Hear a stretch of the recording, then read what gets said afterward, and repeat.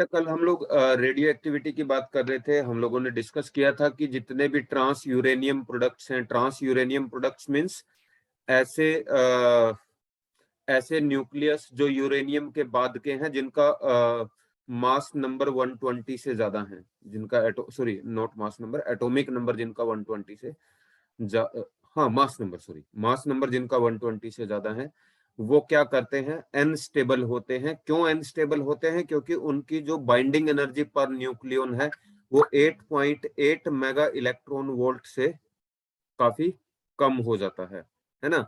तो उसकी वजह से वो अनस्टेबल होते हैं। और जब भी कोई भी न्यूक्लियस अनस्टेबल होता है, चाहे वो ट्रांस यूरेनियम है, यूरेनियम के बाद वाले हैं, या फिर एल्यूमिनियम से पहले वाले हैं, प्री यूरे एल्यूमिनियम जो है, वो सब जो क्या करते हैं, वो स्टेबिलिटी गेन करने की कोशिश करते हैं। और जो बाद वाले हैं उनकी अगर हम बात करें, तो वो स्टेबिलिटी गेन करने के लिए क्या करते हैं, कुछ पार्टिकल्स एमिट करते हैं। और कल हमने डिस्कस किया था वो 3 तरह के पार्टिकल एमिट करते हैं, अल्फा, बीटा एंड गामा। ये 3 तरह के वो पार्टिकल हैं। जब हमने किसी रेडियो एक्टिव सैंपल को स्टडी किया और उसको इलेक्ट्रिक फील्ड अप्लाई किए, तो इलेक्ट्रिक फील्ड के अंदर हमने देखा कि कुछ पार्टिकल्स ऐसे थे जो नेगेटिव प्लेट की तरफ डेविएट हो रहे थे, कुछ पार्टिकल ऐसे थे जो पॉजिटिव प्लेट की तरफ डेविएट कर रहे थे, और कुछ ऐसे थे जो स्ट्रेट पास कर रहे थे इलेक्ट्रिक फील्ड के अंदर से। तो इससे हमें क्या पता लगा कि जो पार्टिकल्स हैं वो 3 अलग अलग तरह के पार्टिकल हैं, एक ही तरह के पार्टिकल नहीं है। और उनमें से जो पॉजिटिव चार्ज पार्टिकल थे उनको अल्फा पार्टिकल का नाम दिया गया, और जो नेगेटिवली चार्ज पार्टिकल थे उनको बीटा पार्टिकल्स का नाम दिया गया।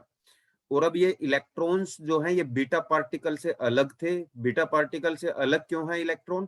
क्योंकि जब हम इलेक्ट्रॉन की बात कर रहे हैं तो इलेक्ट्रॉन, हम उन इलेक्ट्रॉन्स की बात करते हैं जो न्यूक्लियस के चारों तरफ रिवॉल्व हो रहे हैं, ठीक है।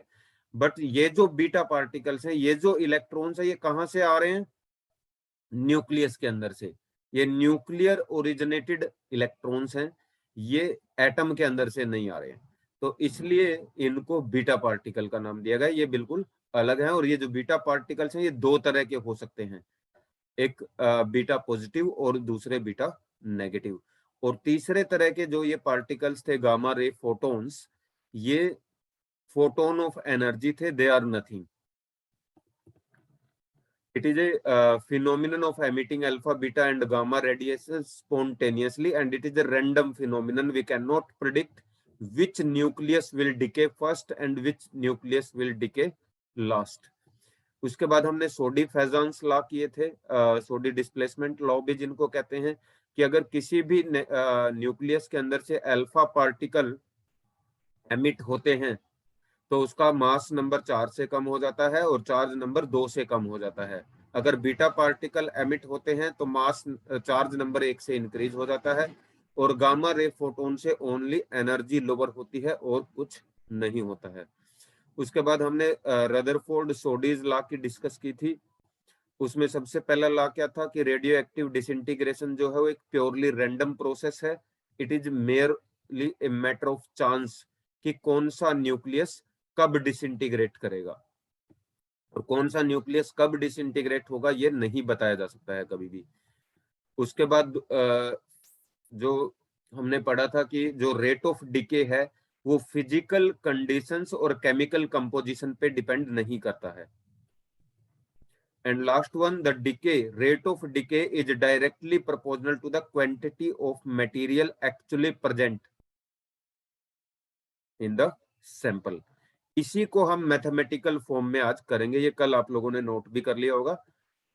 तो हम क्या कह रहे हैं कि मान लीजिए किसी गिवन सैंपल के अंदर n number of atom present हैं, तो उसका रेट ऑफ डिके जो है dn/dt वो डायरेक्टली प्रोपोर्शनल टू n होगा। अब आप कहेंगे कि यहाँ पे नेगेटिव क्यों लगा हुआ है? कौन बताएगा कि नेगेटिव क्यों लगा हुआ है? हाँ जी साहिल, बेटा नेगेटिव क्यों लगा हुआ है यहाँ पे?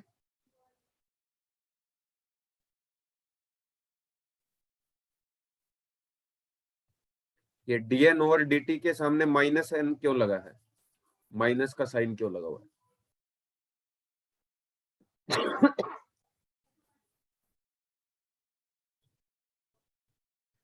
कोमल,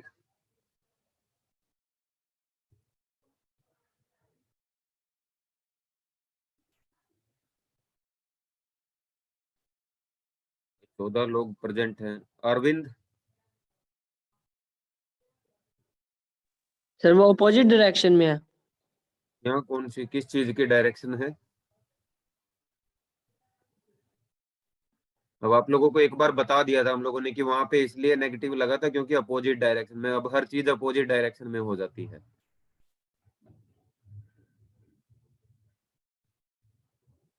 चलिए, भावना, नेगेटिव क्यों लगा बेटा वहां पे?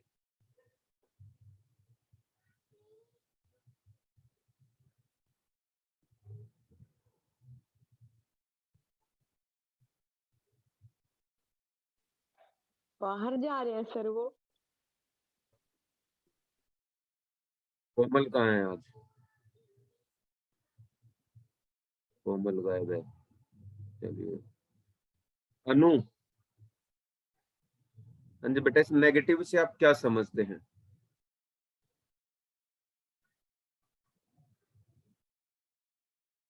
बेटा अगर आप डिस्कशन नहीं करेंगे तो दिक्कत होगा, फिर आपको बाद में कभी समझ नहीं आएगा कि ऐसा क्यों हुआ था उस टाइम पे। हाँ जी सीमा बोलिए, क्यों लगता है आपको ये सर नेगेटिव जैसे साइड? हाँ जी, क्योंकि एन डिक्रीज हो रहे हैं। डेफिनेटली, क्योंकि एन डिक्रीज हो रहा है, जो नंबर ऑफ एक्टिव न्यूक्लियाई हैं वो डिके हो रहे हैं, डिके हो रहे हैं तो कम हो रहे हैं, एन कम होता जा रहा है, इसलिए नेगेटिव लगा हुआ है। Very good. ठीक है, तो माइनस dn बाई dt का मतलब क्या है कि जो जैसे जैसे n डिक्रीज हो रहा है dn बाई dt भी डिक्रीज हो रहा है, यही तो लॉ है। लॉ क्या कह रहा है कि जो रेट ऑफ डिके है, dn बाई dt मतलब रेट ऑफ डिके, वो किसके प्रोपोर्शनल है? Number of active nuclei at a given point of time. अब इसको क्या करेंगे आप? इंटीग्रेट करेंगे। सबसे पहले तो इस इक्वेशन को आप रीअरेंज कर लेंगे, और माइनस dn बाई dt जो है is equal to lambda T के बराबर होगा। लैम्डा कहां से आया? जो आपका प्रोपोर्शनैलिटी साइन रिमूव हुआ तो इक्वल साइन जब आपने इंसर्ट किया तो लैम्डा आ गया। इस यहाँ पे जो लैम्डा है इसको हम decay constant or disintegration constant कहते हैं। इसको रीअरेंज करेंगे इक्वेशन को, dn by n is equal to minus lambda by dt। इसके बाद इसको इंटीग्रेट करेंगे, और जब इसको आप इंटीग्रेट करेंगे तो ये इस तरह का इंटीग्रेशन बनेगा बेटा, dn by n is equal to minus lambda dt। ठीक है, और जब dn बाई n करेंगे तो क्या आएगा बेटा? आप लोगों को याद होगा जो मैथ के बच्चे हैं, dx by x is equal to log x। ठीक है, तो इसको जब इंटीग्रेट किया तो log n आ गया, और ये माइनस लैम्डा टी प्लस सी आ गया। ये सी कहां से आया? हाँ जी, कौन बताएगा सी क्या है? कांस्टेंट ऑफ इंटीग्रेशन लिखा भी हुआ है।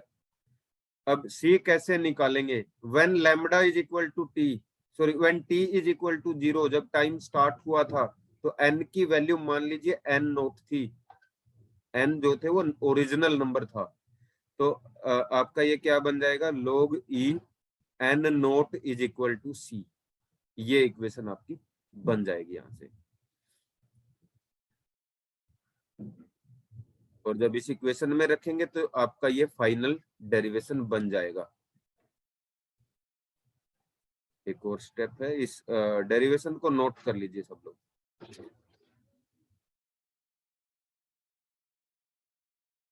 ये आपका यहां से फाइनल डेरिवेशन आएगा, n is equal to N naught E raise to power minus lambda T.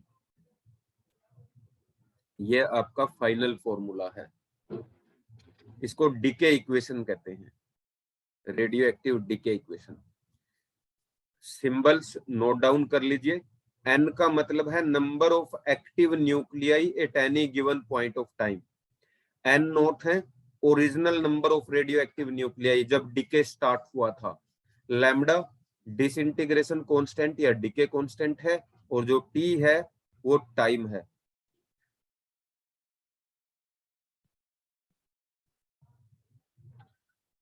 सबसे पहले हमने कंसीडर किया कि किसी भी गिवन टाइम पे n number of radio active atom present है, तो डीके लॉ के हिसाब से रेट ऑफ डीके जो है n के डायरेक्टली प्रोपोर्शनल होता है, तो minus dn/dt directly proportional to n हो गया।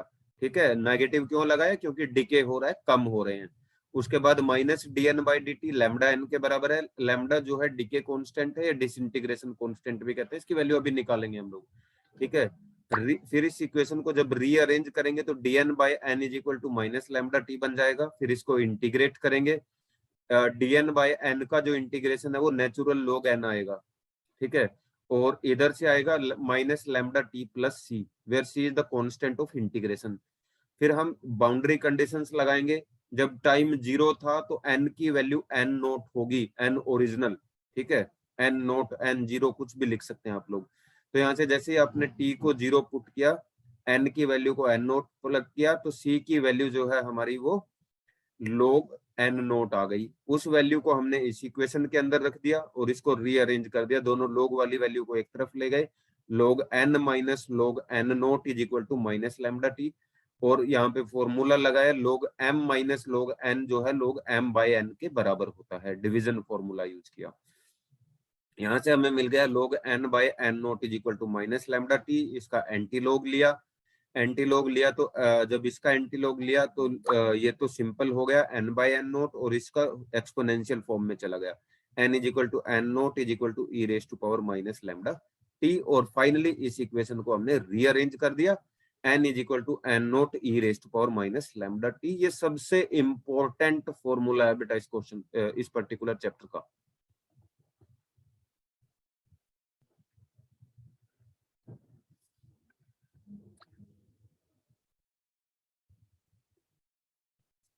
एक कर्व है, किस किस के बीच में ये कर्व है ये देख लीजिएगा। Number of atoms present, number of nuclei present and times in half life. अब हाफ लाइफ क्या होता है नेक्स्ट स्लाइड पे हम लोग डिस्कस करेंगे, बट ये ग्राफ है और ये एक्सपोनेंशियल ग्राफ है, क्योंकि आपको एक्सपोनेंशियल फंक्शन मिला है यहाँ पे, तो ग्राफ भी कैसा आएगा? एक्सपोनेंशियल ग्राफ आएगा। ये एक इंपॉर्टेंट ग्राफ है। ठीक है, यहाँ पे जो हाफ लाइफ है उसका क्या मतलब है? हाँ जी साहिल पूछिए बेटा, क्या पूछना चाहते हैं?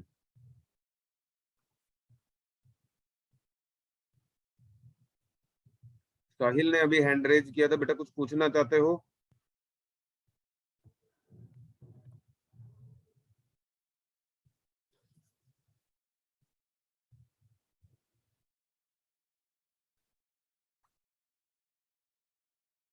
ग्राफ ड्रॉ कर लिया बेटा सभी ने?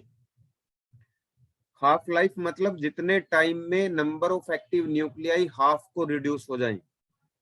पहले n नोट थे, फिर n नोट बाई 2 रह गए, फिर n नोट बाई 4 रह गए, फिर n नोट बाई 8, फिर n naught by 16, half half होते जा रहे हैं।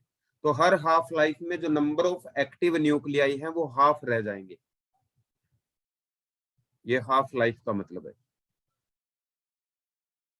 यानी अगर किसी सैंपल के अंदर 1000 न्यूक्लियस हैं तो 4 हाफ लाइफ के बाद वो कितने रह जाएंगे? 1000 डिवाइडेड बाई 16,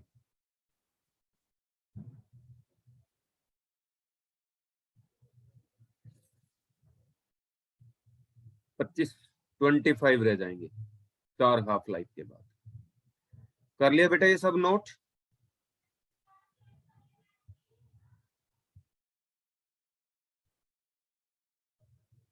यस सर।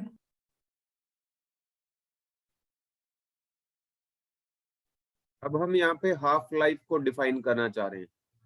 ये आपकी डीके इक्वेशन है, dn/n is equal to minus lambda dt।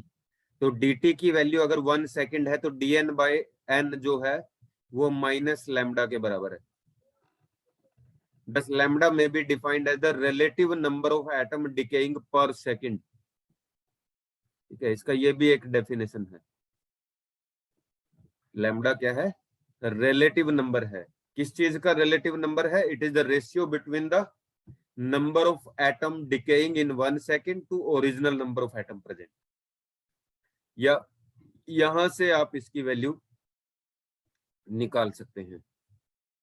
अगर t की वैल्यू 1/λ के बराबर हो तो उस केस में n जो है n note divided by e के बराबर होगा, या n/n नोट जो है 1/e के बराबर होगा।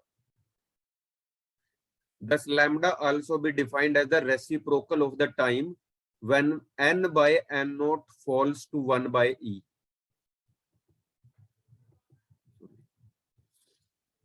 Lambda क्या है? It is the reciprocal of the time when n is equal to n naught falls to 1/e. जब 1/e से फॉल हो जाते हैं। इसको नोट डाउन कर लीजिए।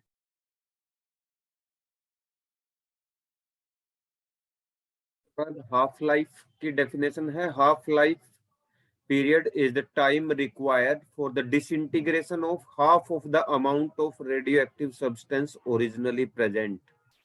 वो टाइम जिसके अंदर half of the atom decay हो जाएंगे। मान लीजिए अगर ओरिजिनली n नोट एटम है तो एक हाफ लाइफ के बाद n नोट बाय 2 रह जाएंगे। ओरिजिनल 100 है तो एक हाफ लाइफ के बाद 50 रह जाएंगे। If t is the half life period, then n is equal to n naught is equal to 1/2. ये इक्वेशन है, ये आप यहां से भी ड्रॉ कर सकते हैं। n is equal to n naught into e raised to power minus lambda t, sorry t। और जब t हाफ लाइफ के बराबर होगा, t के बराबर होगा, तो उस केस में n जो है n नोट के बराबर हो जाएगा, n नोट बाई 2 के बराबर हो जाएगा। n naught by 2 is equal to n naught e raised to power minus lambda t। यहाँ से n नोट से n नोट कैंसिल हो जाएगा, ठीक है। दोनों तरफ से लोग लेंगे तो यह आ जाएगा minus lambda t is equal to natural log 1/2, ठीक है। इसको जब सोल्व करेंगे तो ये आ जाएगा t is equal to log 2 divided by lambda. ये हाफ लाइफ के लिए एक इक्वेशन है, ये आप नोट डाउन कर सकते हैं। log 2 divided by lambda decay constant और टाइम पीरियड हाफ लाइफ के बीच में रिलेशन भी है ये।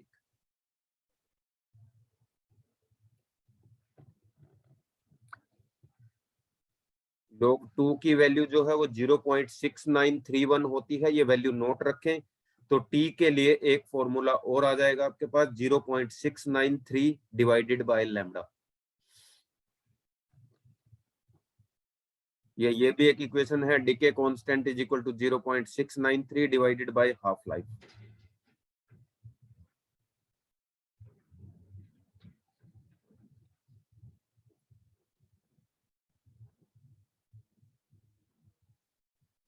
ये एक फॉर्मूला और नोट कर लें बेटा, नंबर ऑफ हाफ लाइफ निकालने के लिए। ये तब काम आएगा आप लोगों के जब आपसे इस तरह के क्वेश्चन पूछे जाएंगे कि किसी गिवन सैंपल कोई है और कुछ टाइम के बाद बताइए कितने हाफ लाइफ के बाद वो 1/8 रह जाएगा, या कितने हाफ लाइफ के बाद वो 1/16 रह जाएगा, या कितने हाफ लाइफ के बाद 1/32 हो जाएगा। तो उसके लिए आप ये दो फॉर्मूला डायरेक्टली यूज कर सकते हैं।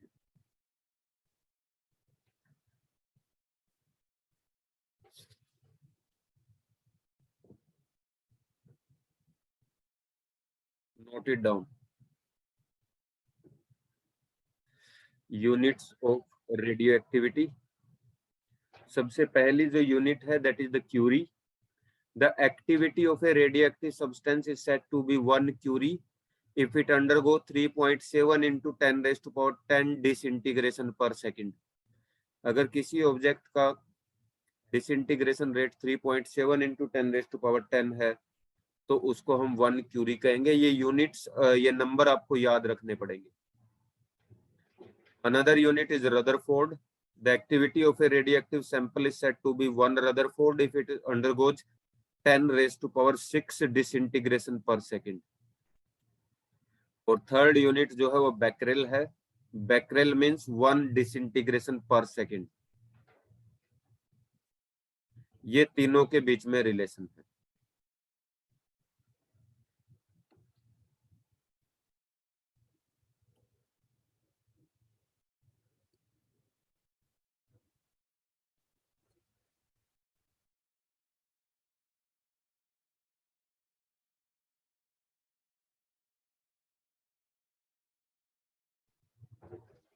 एवरेज लाइफ का नंबर क्या है? It is equal to the total life time of a sample.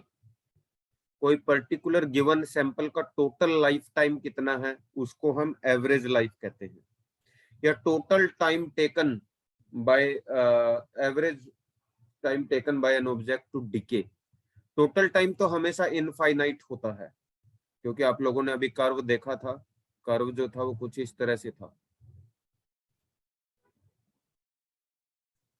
0 पे फॉल करने में तो इनफाइनाइट टाइम लग जाएगा, है ना। बट एवरेज लाइफ हम लोग निकाल सकते हैं। इसके लिए क्या करेंगे, मान लीजिए किसी सैंपल के अंदर n note number of nuclei है, और कुछ टाइम के बाद, या एक टाइम है t and t plus dt, इसके बीच में dn नंबर ऑफ न्यूक्लियाई जो है डिके हो जाते हैं। तो एवरेज लाइफ क्या होगा, तो is equal to total time taken, ठीक है, t.dn divided by total number of nuclei. और हमें पता क्या है कि जो dn बाय dt है, जो dn बाय dt है वो माइनस लैम्डा n के बराबर है। तो यहां से dn की वैल्यू क्या आ जाएगी, minus lambda n dot dt। ये वैल्यू यहाँ पे रख दीजिए, integration minus lambda n t dot dt divided by n naught. और अगेन यहाँ पे जो n की वैल्यू है वो क्या है, n naught into e raise to power minus lambda T. ये वैल्यू भी इस इक्वेशन में रख दीजिए, minus lambda n naught E raise to power minus lambda t into t d t divided by n naught. और जो integration है वो 0 से स्टार्ट होगा, ठीक है।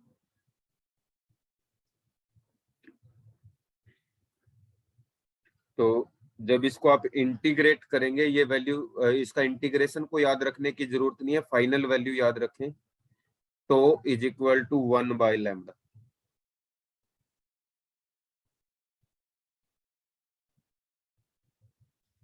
ये एक इक्वेशन है जो आप याद रख सकते हैं।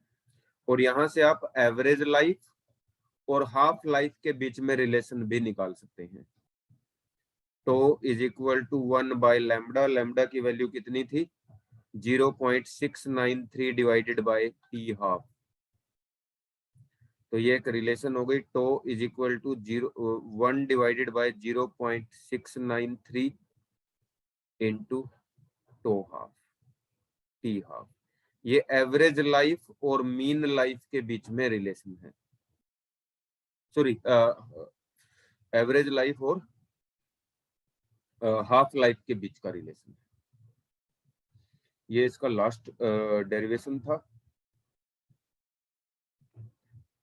तो इसको नोट डाउन कर लें। That's all for today. Sir ये इसका